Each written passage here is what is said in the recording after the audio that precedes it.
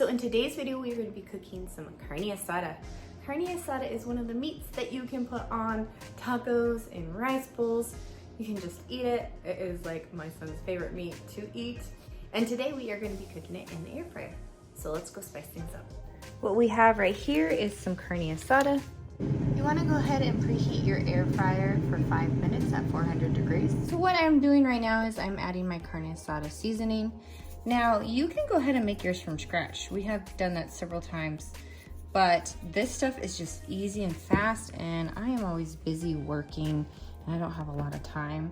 So this seasoning is actually surprisingly really good, and I don't have to do any extra work. So you just want to go ahead and season both sides of your meat.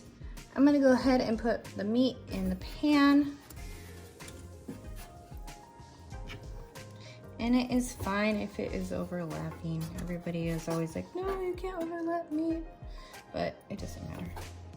So it is overlapping a little, which is fine.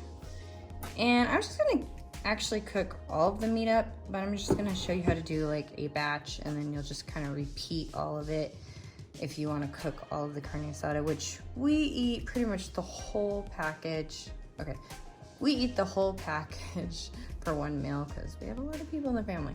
So this is what I'm gonna do, and now we're gonna put it in the air fryer. All right, after preheating my air fryer, I'm gonna go ahead and put it in.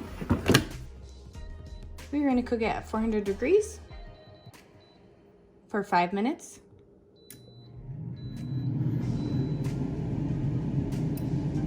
Let's take a look.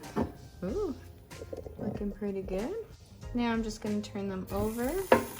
Oh, you hear that sizzle?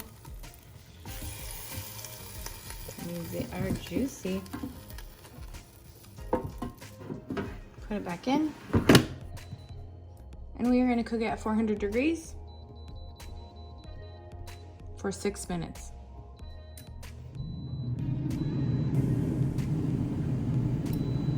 All right, let's take a look.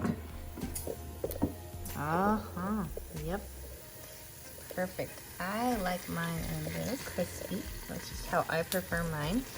If you do not, of course, you do not have to put them in as long. You can do like a minute less on each side. This is how I like them. And I'm going to just finish cooking up the rest of my carne asada.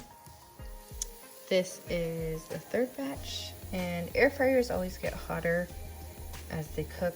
So if you can see, this batch is a little bit darker, but this is how I actually like my carne asada, so this is perfect. And then I'm just going to go ahead and cut all of this up. After I let it sit and rest a little bit with some foil over the top, I'm going to cut it up for some tacos. I hope you guys enjoyed this recipe, and thank you guys so much for coming.